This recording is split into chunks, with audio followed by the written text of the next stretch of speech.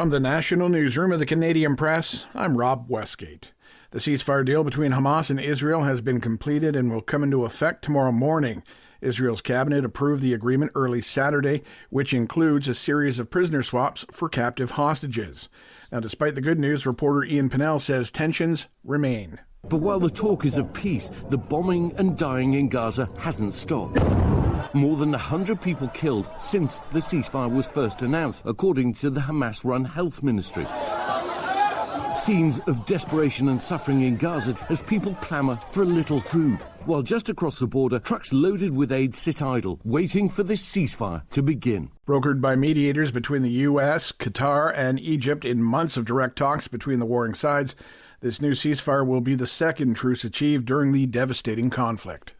The federal Liberal leadership race has another candidate, former Finance Minister Chrystia Freeland. Freeland made it official with a simple announcement on social media and followed up with an op-ed in the Toronto Star.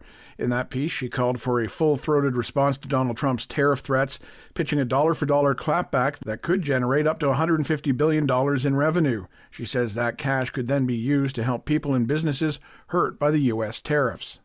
Alberta Premier Danielle Smith is set to spend 5 days in Washington, D.C. on a diplomatic trip. The province says Smith is set to meet with political and energy industry leaders in an effort to promote an era of partnership. However, earlier this week, Smith broke with her fellow premiers and the Prime Minister, refusing to sign a joint statement saying every countermeasure, including energy exports, is on the table when it comes to responding to Donald Trump's tariff threat. Often described as the saddest day of the year, experts say Blue Monday was actually a ploy to get people to buy plane tickets. Dr. Michael Mack, a psychiatrist at CAMH, says despite its dubious beginnings, Blue Monday has brought attention, and good attention, to seasonal depression. Still, in the run-up to this year's third Monday in January, companies are pitching various supposed mood-boosting buys, including supplements, gym memberships, financial classes, and travel deals to sunny destinations. And finally, while Canadians are used to the white stuff, residents in North Florida are facing a rare winter weather event this week with the possibility of snow, sleet, and freezing rain to the Jacksonville area. Now, over the weekend, Florida Department of Transportation officials were preparing their de-icing resources and vehicles in the event that icy conditions occur. Maintenance worker Saul Marentes says they'll be ready as possible. Want to be prepared for it. Obviously, this doesn't normally happen here in Florida, so just want to make sure that we're completely prepared for it.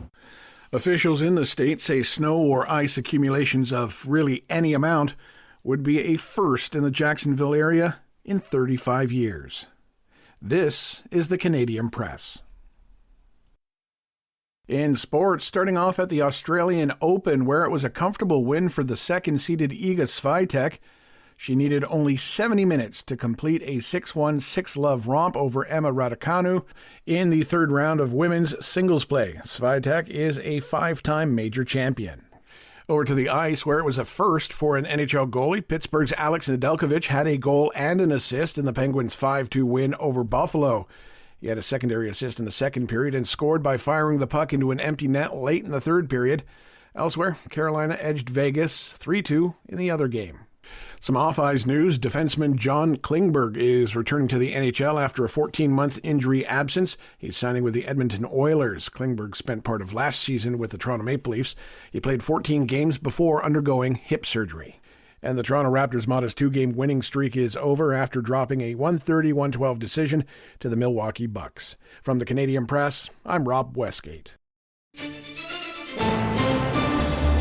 Thanks for listening. Don't forget to follow and subscribe. For more of today's top stories, visit thecanadianpressnews.ca.